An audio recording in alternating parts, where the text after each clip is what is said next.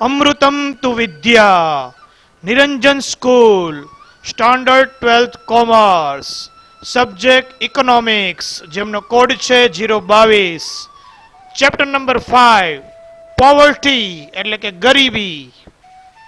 તો વિદ્યાર્થી મિત્રો, સૌપ્રથમ લેક્ચરની શરૂઆત પ્રાર્થનાથી કરીએ. ઓ God, guide me, protect me, illumine the lamp of my heart and make me a brilliant star. Thou art the mighty and powerful. हे ईश्वर, मेरा मार्गदर्शन कर, मेरी रक्षा कर, मेरे हृदय दीप को प्रदीप्त कर दे और मुझे एक दैदीप्यमान सितारा बना दे. तू शक्तिशाली तथा बलशाली है. જોઈએ તો નિરંજન school and Manoj sir presents a unique way to learn economics.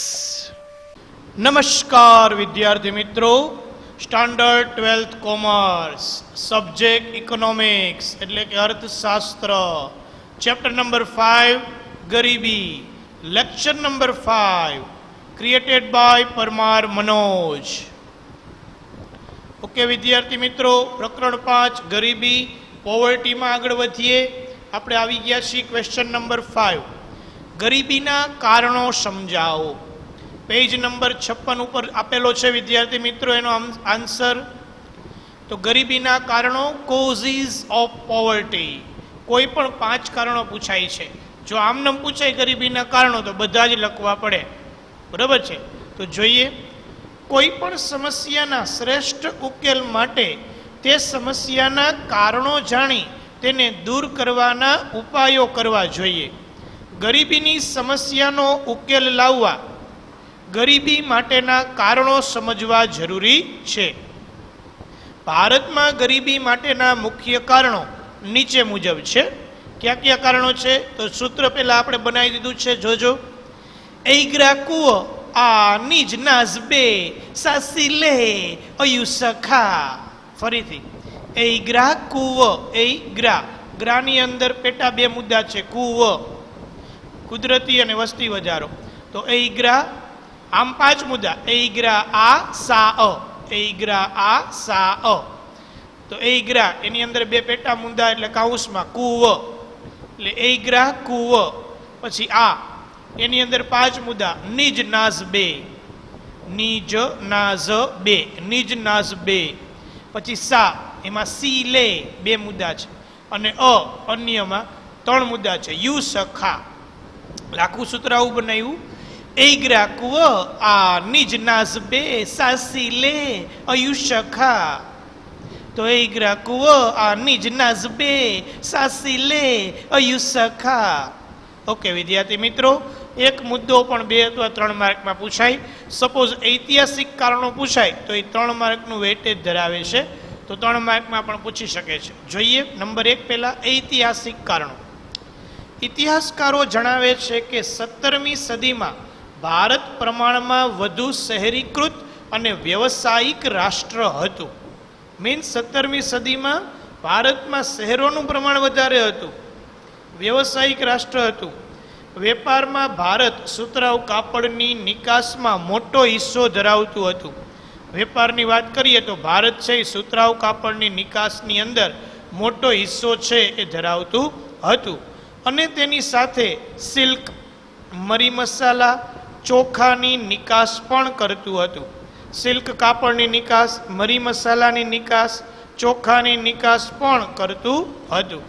પરંતુ ભારતમાં અંગ્રેજો, ફ્રેન્ચ, ડચ જેવી પ્રજાના આગમન બાદ તેમની સંસ્થાનવાદી શોષણની નીતિ. કેવી નીતિ? સંસ્થાનવાદી. એટલે શું? તો કે પોતાની સંસ્થાને ફાયદો થાય એવી નીતિ, અને સંસ્થાનવાદી કહેવાય. તો સંસ્થાનવાદી શોષણની નીતિને કારણે ભારતમાં ખેતી અને ઉદ્યોગોની પરિસ્થિતિ કથળતી ગઈ, મીન્સ નબળી પડતી ગઈ છે. અંગ્રેજોના શાસનકાળ દરમિયાન વિવિધ કારણોસર ભારતમાં ખેતી ક્ષેત્રની સ્થિતિ નાજુક બની હતી. ખેતી ક્ષેત્રની સ્થિતિ ખૂબ જ નાજુક બની હતી. એક તરફ ભારતમાં ખેતી વરસાદ ઉપર આધારિત હતી, ત્યાં બ્રિટિશ શાસને સિંચાઈ માટે મૂડીરોકાણમાં ખાસ રસ દાખવ્યો નહીં. એક બાજુ તો કે ભારતની ખેતી એક તો વરસાદ ઉપર આધારિત, અને બ્રિટિશ શાસને સિંચાઈ માટે પણ મૂડીરોકાણમાં ખાસ રસ દાખવ્યો નહીં. મીન્સ ખેતીએ વરસાદ ઉપર જ આધાર રાખવો પડે, બીજી કોઈ વ્યવસ્થા નહોતી. બીજી તરફ વારંવાર પડતા દુષ્કાળો, જમીનદારી પ્રથા, વધતા જમીન મહેસૂલ, મહેસૂલ એટલે કર. જમીનદારી પ્રથાથી તમે ભણી ગયા છો, જમીનદારો છે એ મહેસૂલ ઉઘરાવતા, એટલે કે ટેક્સ ઉઘરાવતા, કર ઉઘરાવતા.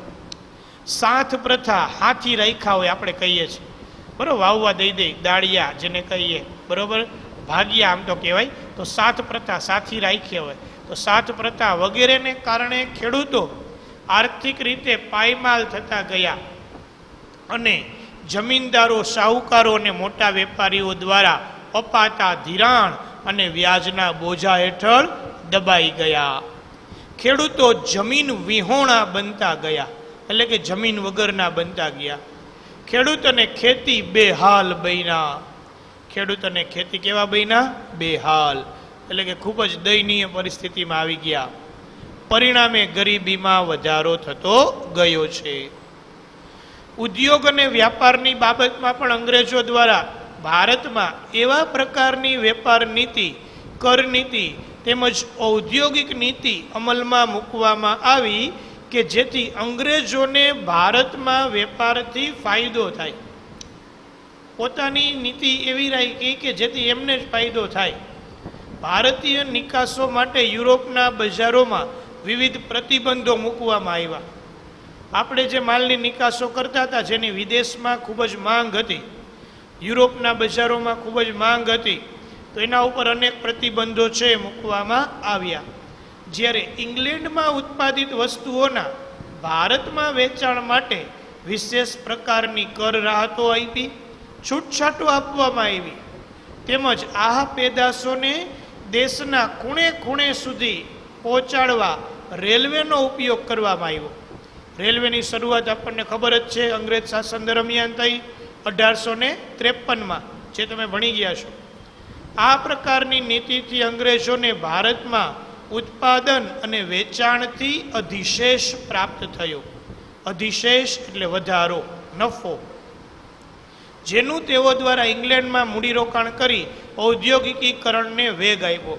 ઇંગ્લેન્ડમાં મૂડીરોકાણ કર્યું, ઔદ્યોગિકીકરણને વેગ આપવામાં આવ્યો અને ત્યાંના ઉત્પાદિત માલના વેચાણ માટે ભારતીય બજારોનો ઉપયોગ કર્યો.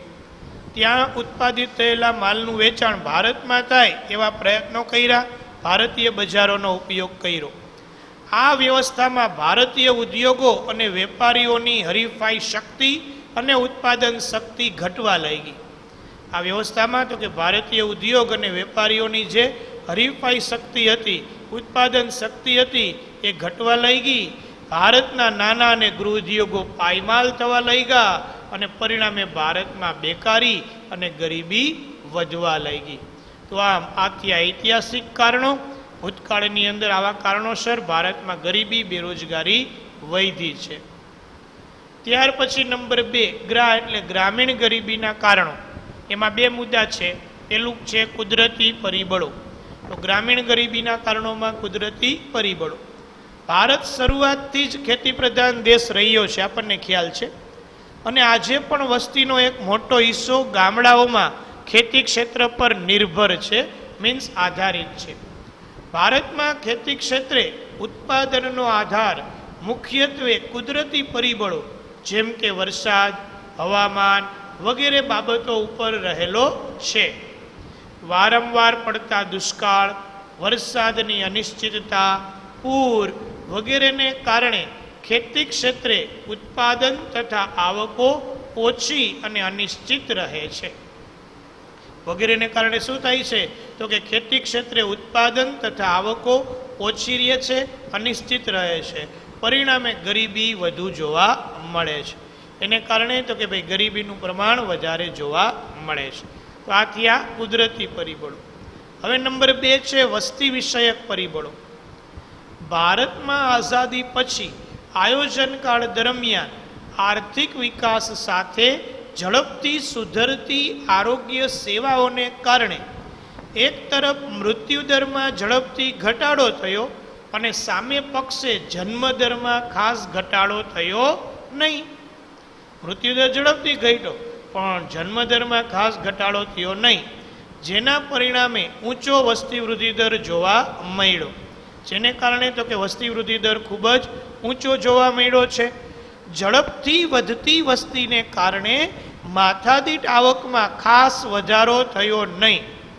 જો વધતી વસ્તી ઝડપથી હતી એને કારણે માથાદીઠ આવકમાં જે વધારો થવો જોઈએ એ થયો નહીં. નીચી માથાદીઠ આવક અને કુટુંબોના મોટા કદને કારણે જીવનની ગુણવત્તાના સ્તર નીચા ગયા. નીચી માથાદીઠ આવક અને કુટુંબનું મોટું કદ, આને કારણે જીવનની જે ગુણવત્તા હતી એમના સ્તર કેવા ગયા? નીચા. વધતી વસ્તીને કારણે શ્રમના પુરવઠામાં ઝડપથી વધારો થયો, પરંતુ રોજગારીની તકોમાં ધીમો વધારો થવાને કારણે વેતન દરો ઘટતા ગયા.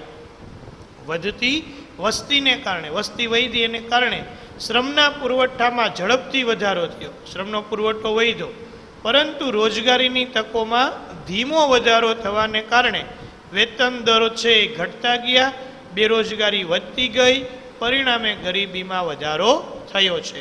આમ વસ્તી વિષયક પરિબળ પણ ગરીબીનું કારણ છે. હવે ત્રીજો મુદ્દો છે આર્થિક કારણો, જેનું સૂત્ર નીજ નાઝ 2, 5 મુદ્દા છે. ની એટલે નીચી ખેત ઉત્પાદકતા, કેની? તો કે શ્રમિક દીઠ. તો શ્રમિક દીઠ નીચી ખેત ઉત્પાદકતા એની વાત કરી લઈએ. ભારતમાં ગ્રામ્ય ક્ષેત્રે ગરીબી વધુ હોવા માટેનું એક મહત્વનું કારણ તે કૃષિ ક્ષેત્રે શ્રમિકની નીચી ખેત ઉત્પાદકતા છે. ગ્રામ્ય ક્ષેત્રે ગરીબી વધુ છે એનું મહત્વનું કારણ શું છે? તો કે ખેતી ક્ષેત્રે શ્રમિકની ખેત ઉત્પાદકતા નીચી છે. કૃષિ ક્ષેત્રે સિંચાઈની સગવડોનો અભાવ, અપૂરતી ટેકનોલોજી, શિક્ષણ અને તાલીમની ઉણપ એટલે ખામી, મૂડીરોકાણનો નીચો દર, વસ્તીનું વધુ પડતું ભારણ, એમાં વસતી લખ્યું છે, અડધો આવે, જરા સુધારી લેજો, ટેક્સ્ટબુકમાં જ ભૂલ છે. વસ્તીનું વધુ પડતું ભારણ વગેરેને કારણે શ્રમિક દીઠ ખેત ઉત્પાદકતા નીચી રહે છે. શ્રમિક દીઠ જે ખેત ઉત્પાદકતાનું પ્રમાણ છે કેવું રહે છે? નીચું રહે છે. પરિણામે ખેડૂતોની આવકો નીચી રહેતા ગરીબીનું પ્રમાણ વધુ જોવા મળે છે. ખેડૂતોની આવક નીચી છે અને એને કારણે ગરીબીનું પ્રમાણ વધુ જોવા મળે છે. ત્યાર પછી નંબર 2 છે જમીન તથા સંપત્તિની અસમાન વહેંચણી. એમાં લખ્યું જો કે ખેતી માટે જમીન ખૂબ જ મહત્વની છે. ભારતમાં અંગ્રેજોના શાસનકાળથી જ જમીનદારી પ્રથા જેવી વ્યવસ્થાઓને કારણે જમીન માલિકી મુઠ્ઠીભર જમીનદારોના હાથમાં હતી, એટલે કે થોડાક વ્યક્તિઓના હાથમાં જમીન માલિકી હતી. આ વર્ગ ખેતી સાથે પ્રત્યક્ષ રીતે સંકળાયેલો ન હોવાથી તેઓને ખેતી ક્ષેત્રના વિકાસ માટે મૂડીરોકાણમાં રસ ન હતો. વિદ્યાર્થી મિત્રો, આ વર્ગ છે એ ખેતી સાથે પ્રત્યક્ષ રીતે સંકળાયેલો નહોતો અને પ્રત્યક્ષ રીતે સંકળાયેલો ન હોવાથી તેઓને ખેતી ક્ષેત્રના વિકાસ માટે મૂડીરોકાણમાં કોઈ રસ ન હતો. બીજી તરફ જમીન પર ખેતી કરનાર ખેત મજૂરો કે ભાગિયા હતા, એટલે કે ભાગિયા ખેડૂત, બરાબર, 1/3 ભાગે અથવા 1/2 ભાગે 50% રકમ જેને કહેવાય માલિકને દઈ દેવાની, 50% એને મળે, એમાં ખર્ચો એને કરવાનો. આવા ભાગિયા ખેડૂત હતા. તો ભાગિયા હતા જેમની પોતાની જમીન માલિકી ન હોવાથી તેઓને પણ ખેતી ક્ષેત્રે મૂડીરોકાણમાં રસ ન હતો. પરિણામે ખેતી ક્ષેત્રે ખેત ઉત્પાદન અને ખેત ઉત્પાદકતા નીચી રહેતા ગરીબીનું પ્રમાણ ઊંચું જોવા મળ્યું છે. ખેત ઉત્પાદન ખેત ઉત્પાદકતા નીચી રહેતા ગરીબીનું પ્રમાણ ઊંચું જોવા મળ્યું છે. આમ જમીન અને સંપત્તિની અસમાન વહેંચણી પણ એક મોટું કારણ ગણાવી શકાય છે. ત્રીજું કારણ છે આર્થિક કારણોમાં કે નાના અને ગૃહ ઉદ્યોગોનો અલ્પ વિકાસ. તો ભારતમાં બીજી પંચવર્ષીય યોજનાથી, અંડરલાઈન કરજો વિદ્યાર્થી મિત્રો, આગળ આવી ગયું છે, 7ક વખત આવશે આ હજી. ભારતમાં બીજી પંચવર્ષીય યોજનાથી આર્થિક વિકાસની વ્યૂહરચનાના ભાગરૂપે પાયાના અને ભારે ઉદ્યોગોને મહત્વ આપવામાં આવ્યું. એટલે એમસીક્યુમાં પૂછાય, કઈ યોજનાથી આર્થિક વિકાસની વ્યૂહરચનાના ભાગરૂપે પાયાના અને ભારે ઉદ્યોગોને મહત્વ આપવામાં આવ્યું? તો બીજી પંચવર્ષીય યોજના, બીજી યાદ રાખવાની. પરંતુ ગ્રામ્ય ક્ષેત્રે નાના અને ગૃહ ઉદ્યોગો કે જેમનો રોજગારી, ઉત્પાદન અને આવકમાં ખૂબ જ મોટો ફાળો આપે છે તેની અવગણના થઈ છે. ગ્રામ્ય ક્ષેત્રે નાના ઉદ્યોગ, ગૃહ ઉદ્યોગો કે જેમનો રોજગારી, ઉત્પાદન અને આવકમાં ખૂબ જ મોટો ફાળો એ આપે છે તેની અહીંયા અવગણના થઈ છે. આ ઉપરાંત ખેતીની સાથે સંલગ્ન ઉદ્યોગો જેવા કે પશુપાલન છે, ડેરી ઉદ્યોગ છે, મત્સ્યપાલન છે વગેરેના ઓછા વિકાસને કારણે મોસમી બેકારી પણ વધુ જોવા મળે છે અને તેથી ગરીબીનું પ્રમાણ ઊંચું રહ્યું છે એમ આપણે કહી શકીએ છીએ. ત્યાર પછી વિદ્યાર્થી મિત્રો નંબર 4 છે ઝડપથી વધતા ભાવો. વધતા ભાવો ગરીબીને ગંભીર રીતે અસર કરે છે. યુદ્ધ, દુષ્કાળ, નીચું રાષ્ટ્રીય ઉત્પાદન, ઝડપથી વધતી માંગ, ઉત્પાદન ખર્ચમાં થતો વધારો વગેરે કારણોસર ચીજવસ્તુઓ અને સેવાઓ તેમજ ખાદ્ય ચીજોના ભાવોમાં ઝડપથી વધારો થાય છે, જેના પરિણામે ઓછી આવકવાળા વર્ગની ખરીદ શક્તિમાં ઝડપથી ઘટાડો થાય છે. જેમની આવક ઓછી છે, સ્વાભાવિક છે કે આવા સમયમાં એ ચીજવસ્તુ કે સેવા ખરીદી શકશે નહીં અને એટલે જીવન ધોરણનું સ્તર નીચું આવે છે અને ગરીબી વધે છે. બીજી તરફ વધતા ભાવોની સ્થિતિમાં ઉદ્યોગપતિઓ, વેપારીઓ અને મોટા ખેડૂતોને ફાયદો થાય છે અને તેથી સમાજમાં આવકની અસમાનતા પણ વધે છે. સમાજની અંદર આવકની અસમાનતામાં વધારો થાય છે. ત્યાર પછી નંબર 5 છે બેરોજગારીનું ઊંચું પ્રમાણ. ભારતમાં મોટા ભાગની વસ્તી ગામડાઓમાં ખેતી ક્ષેત્ર ઉપર નભે છે. ભારતની વાત કરીએ તો મોટા ભાગની વસ્તી તો કે ભાઈ ગામડાઓમાં રહે છે, ખેતી ક્ષેત્ર ઉપર નભે છે. પરંતુ મોટા ભાગની ખેતી વરસાદી ખેતી હોવાથી વર્ષમાં 1 કે 2 જ પાક લેવાય છે. મોટા ભાગની ખેતી કેવી છે તો કે વરસાદી ખેતી છે અને આ વરસાદી ખેતી હોવાથી વર્ષમાં 1 અથવા તો 2 જ પાક લેવાય છે અને આથી ખેતી ક્ષેત્રે મોટા પ્રમાણમાં મોસમી બેકારી જોવા મળે છે. કેવી બેકારી છે તો કે મોસમી બેકારી. ઝડપથી વધતી વસ્તી અને સંયુક્ત કુટુંબ પ્રથાને કારણે ખેતી પર વસ્તીનું ભારણ વધતા પ્રચ્છન્ન બેકારી વધે છે. ઝડપથી વધતી વસ્તી અને સંયુક્ત કુટુંબ પ્રથા, વસ્તી ઝડપથી વધશે, સંયુક્ત કુટુંબ પ્રથા છે એને કારણે ખેતી ઉપર વસ્તીનું ભારણ વધતા પ્રચ્છન્ન બેકારી વધે છે. જે પ્રચ્છન્ન બેરોજગારી છે, બેકારી છે એ વધે છે એમ કહેવાય. ગામડાઓમાં ખેતી ક્ષેત્રે પૂરક ઉદ્યોગોનો ઓછો વિકાસ થયો છે. ગામડાઓની વાત કરીએ તો ખેતી ક્ષેત્રે જે પૂરક ઉદ્યોગો છે એ પૂરક ઉદ્યોગોનો ઓછો વિકાસ થયો છે. નિરક્ષરતા, શ્રમની ઓછી ગતિશીલતા વગેરેને કારણે બેરોજગારીનું પ્રમાણ ઘણું જ ઊંચું જોવા મળે છે, જે ગરીબીનું કારણ બને છે.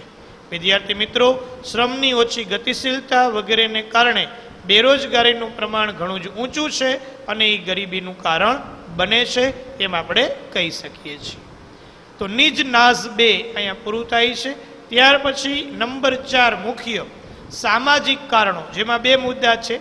એમાંનું પહેલું લે છે એટલે શિક્ષણનું નીચું સ્તર. ભારતમાં ગરીબી માટે એક મહત્વનું કારણ શિક્ષણ, તાલીમ અને કૌશલ્યની ઉણપ છે, મીન્સ ખામી છે. શિક્ષણના નીચા સ્તરને કારણે ખાસ કરીને ગ્રામીણ ક્ષેત્રમાં કૃષિ ક્ષેત્રે નવી ટેકનોલોજી, નવી ખેત પદ્ધતિઓ, સંશોધનો, ખેત ઉત્પાદનના વેચાણ માટે બજારોના લાભ પ્રાપ્ત થતા નથી. આના પરિણામે ખેતી ક્ષેત્રે એક તરફ હેક્ટર દીઠ ઉત્પાદકતા ઓછી રહે છે, હેક્ટર દીઠ ઉત્પાદકતાનું પ્રમાણ કેવું છે? ઓછું. તો બીજી તરફ શ્રમિક દીઠ ઉત્પાદકતા પણ નીચી રહે છે. શ્રમિક દીઠ ઉત્પાદકતા વધવી જોઈએ, એ વધતી નથી, નીચી રહે છે, જે ખેડૂતોની નીચી આવકોમાં પરિણમે છે. આ બાબત તો કે ખેડૂતોની નીચી આવકોમાં પરિણમે છે એમ કહેવાય. આ ઉપરાંત શિક્ષણના નીચા સ્તરને કારણે ગામડાઓમાં વૈકલ્પિક રોજગારીની તકો પણ ઓછી મળે છે. બીજી કોઈ વૈકલ્પિક રોજગારીની તકો પણ નથી, અને એટલે વેતન દરો પણ નીચા રહે છે, અને તેથી ગરીબીનું સ્તર ઊંચું રહે છે. આમ શિક્ષણનું નીચું સ્તર પણ જવાબદાર છે ગરીબી માટે. ત્યાર પછી બીજું છે લૈંગિક અસમાનતા. બરાબર, લૈંગિક અસમાનતા છે એટલે સ્ત્રી પુરુષની અસમાનતા. ભારતમાં સ્ત્રી પુરુષ અસમાનતા એટલે કે લૈંગિક અસમાનતા શરૂઆતથી જ અસ્તિત્વમાં છે. સમાજમાં સ્ત્રીઓના સ્વાસ્થ્ય પ્રત્યે ઓછું ધ્યાન આપવામાં આવે છે. પરિણામે સ્ત્રીઓમાં કુપોષણ જોવા મળે, ઓછું વજન, નબળાઈનું પ્રમાણ વધારે છે એમ કહેવાય, જેના પરિણામે પ્રસૂતિ સમયે માતા મૃત્યુદર ઊંચો રહે છે. એટલે કે બાળકના જન્મ સમયે માતૃત્વ ધારણ કરનાર જે મહિલા છે એના મૃત્યુદરનો આંક ઊંચો છે. બરાબર, પ્રસૂતિ એટલે માતૃત્વ ધારણ કરવું, ગર્ભની અંદર રહેલું બાળક છે એમનો જન્મ થવો એ પ્રસૂતિની પીડા કહેવાય. તો જેના પરિણામે પ્રસૂતિ સમયે માતા મૃત્યુદર ઊંચો છે, એટલે માતાના મૃત્યુદરનું પ્રમાણ ઊંચું છે. તેમજ નવા જન્મ લેતા બાળકોના સ્વાસ્થ્યમાં પણ ઘટાડો કરે છે. કામની વહેંચણી બાબતે પણ આપણે જોઈએ છીએ કે સ્ત્રીઓ ઘરનું કામ કરે, આવી માન્યતાને કારણે, માન્યતા શબ્દ ધ્યાન આપજો, માન્યતા છે, ખરેખર એવું નથી, બંને સાથે મળીને કામ કરવું છે. સ્ત્રીઓમાં શિક્ષણનું સ્તર નીચું છે, તેમજ તેઓને આર્થિક ક્ષેત્રે કામકાજની તકો ઓછી ઉપલબ્ધ થાય છે. આ ઉપરાંત કામકાજના સ્થળે પુરુષ કરતાં સ્ત્રીઓના વેતન દરો સામાન્ય રીતે ઓછા જોવા મળે છે. અર્થતંત્રની કુલ જનસંખ્યામાં સ્ત્રીઓનું પ્રમાણ લગભગ અડધાથી પણ ઓછું છે, જેમાં સ્વાસ્થ્યનું નીચું પ્રમાણ અને આર્થિક ક્ષેત્રે કામકાજની ઓછી તકોને કારણે કુટુંબોની આવકો નીચી રહે છે, અને તેથી ગરીબી વધુ પ્રમાણમાં જોવા મળે છે. આમ લૈંગિક અસમાનતા પણ એક મોટું કારણ ગણાવી શકાય છે. ત્યાર પછી છે પાંચમું ને મુખ્ય અન્ય કારણો.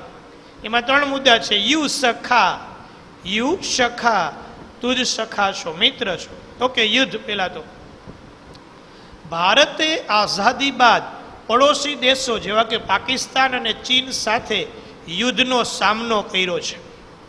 યુદ્ધના સમયમાં દેશના અછત ધરાવતા સંસાધનો એટલે કે સાધનો, યુદ્ધ માટે જરૂરી શસ્ત્ર સરંજામના ઉત્પાદન અને આયાત પાછળ ખર્ચાઈ જાય છે. ત્યારે જીવન જરૂરી ચીજવસ્તુઓના ઉત્પાદનમાં ઘટાડો થાય છે. યુદ્ધ દરમિયાન ભવિષ્યમાં સર્જાનારી ચીજવસ્તુઓની અછતથી બચવા લોકો દ્વારા અનાજ, કપડાં, બળતણ જેવી જીવન જરૂરી ચીજવસ્તુઓની સંગ્રહખોરી વધે છે. વિદ્યાર્થી મિત્રો, યુદ્ધ દરમિયાન ભવિષ્યમાં સર્જાનારી જે ચીજવસ્તુઓ છે એની અછતથી બચવા લોકો શું કરે? સંગ્રહખોરી કરે. વધુ અનાજ ખરીદશે, કપડાં, બળતણ આવી જીવન જરૂરી ચીજવસ્તુની સંગ્રહખોરી વધે છે. પરિણામે ભાવો ઝડપથી વધે છે.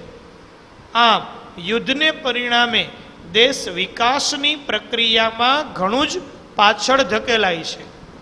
વારંવાર યુદ્ધનો સામનો કરવાને કારણે ભારતમાં વિકાસલક્ષી ખર્ચમાં કાપ મુકાયો છે.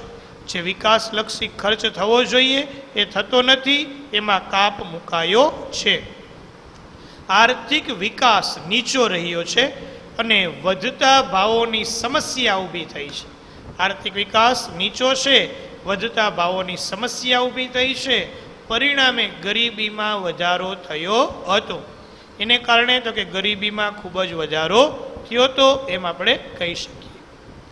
ત્યાર પછી નંબર 2 છે સંરક્ષણ ખર્ચમાં વધારો. તો એમાં લખ્યું છે, ધ્યાન આપજો, કે વારંવાર થયેલા યુદ્ધના કારણે દેશની સંરક્ષણની બાબત વધુ ગંભીર બની હતી. વારંવાર થયેલા યુદ્ધના કારણે દેશની જે સંરક્ષણની બાબત છે એ વધારે ગંભીર બની હતી.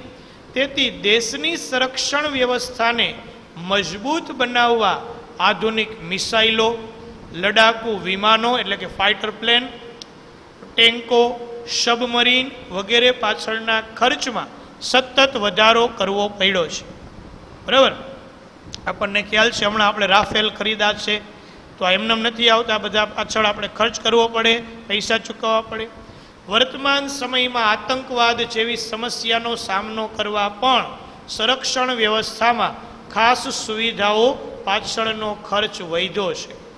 સંરક્ષણ પાછળ થતો આ પ્રકારનો ખર્ચ એ બિન વિકાસલક્ષી ખર્ચ છે. જો આનાથી કંઈ દેશનો વિકાસ નથી થતો, ખાલી દેશના રક્ષણ માટે આપણે આ સાધનો ખરીદી છે અને તેમાં જેટલો વધારો થાય એટલો આર્થિક વિકાસ માટેના ખર્ચમાં શું થશે? ઘટાડો થાય છે અને આર્થિક વિકાસ મંદ પડે છે અને ગરીબીનું પ્રમાણ ઊંચું રહે છે. આમ સંરક્ષણ ખર્ચમાં વધારો પણ ગરીબીનું એક મોટું કારણ છે. ત્યાર પછી નંબર 3 છે ખામીયુક્ત નીતિઓ. ભારતમાં ઝડપી આર્થિક વિકાસ માટે આયોજન હેઠળ બીજી પંચવર્ષીય યોજનાથી, જો પાછું આવ્યું, પાયાના ભારે ઉદ્યોગોને મહત્વ આપવામાં આવ્યું છે અને ઝડપી ઔદ્યોગિકરણ દ્વારા ઊંચા દરે આર્થિક વિકાસ હાંસલ કરી એટલે કે પ્રાપ્ત કરી દેશની ગરીબી અને બેકારીની સમસ્યાઓનો ઉકેલ લાવવાની નીતિ અપનાવાઈ છે. પરંતુ આ નીતિમાં દેશની મોટા ભાગની વસ્તી જે કૃષિ ક્ષેત્ર પર નભતી હતી તેની અવગણના કરવામાં આવી છે. આ નીતિમાં દેશની મોટા ભાગની વસ્તી કે જે કૃષિ ક્ષેત્ર ઉપર નભતી હતી તેની તો સાવ અવગણના જ કરવામાં આવી છે. દેશમાં મોટા ભાગની વસ્તીને રોજગારી અને આવક પૂરી પાડતા ખેતી ક્ષેત્ર તેમજ નાના અને ગૃહ ઉદ્યોગોના ઓછા વિકાસને કારણે લોકોની આવકો નીચી રહી છે. આ ઉપરાંત આયોજનકાળ દરમિયાન ગરીબી અને બેકારી નિવારણ માટેની જે વિવિધ યોજનાઓ શરૂ કરવામાં આવી તેમાં વારંવાર બદલાતી સરકારોને કારણે, સરકાર બદલાય એટલે ઓલાએ યોજના ઘડી હોય કે ખોટી જ છે, બદલાઈ નાખે, આને કારણે સાતત્ય જોવા મળતું નથી, સંકલનનો અભાવ જોવા મળ્યો છે. પરિણામે આ યોજનાઓ દ્વારા લક્ષ્યાંક મુજબ ગરીબીમાં ઘટાડો થઈ શક્યો નહીં. તો આમ ખામીયુક્ત નીતિઓ પણ ગરીબીનું એક મોટું કારણ ગણાવી શકાય છે. ઓકે વિદ્યાર્થી મિત્રો, તો તમને પર્ટિક્યુલર આર્થિક કારણો અને સામાજિક કારણો એમ પણ પૂછી શકે તો આર્થિક કારણોના મુદ્દા અને સામાજિક કારણોના મુદ્દા બે જ લખવાના થાય. ટૂંકમાં કોઈ પણ બે મુદ્દા તમને પૂછી શકે એટલે એની અંદર પેટા મુદ્દા આવતા હોય એ બધા લખવાના થાય. કાંઈ ન કીધું હોય તો આખો જ પ્રશ્ન વ્યવસ્થિત લખવાનો, ડિટેલ થોડી તમારી રીતે ટૂંકાવી દેવાની રહેશે. આ વ્યવસ્થિત રીતે તમારી ફેરબુકમાં લખી લેજો અને ખાસ પાકો કરી લેજો, અગત્યનો પ્રશ્ન છે. Thank you very much for watching this video.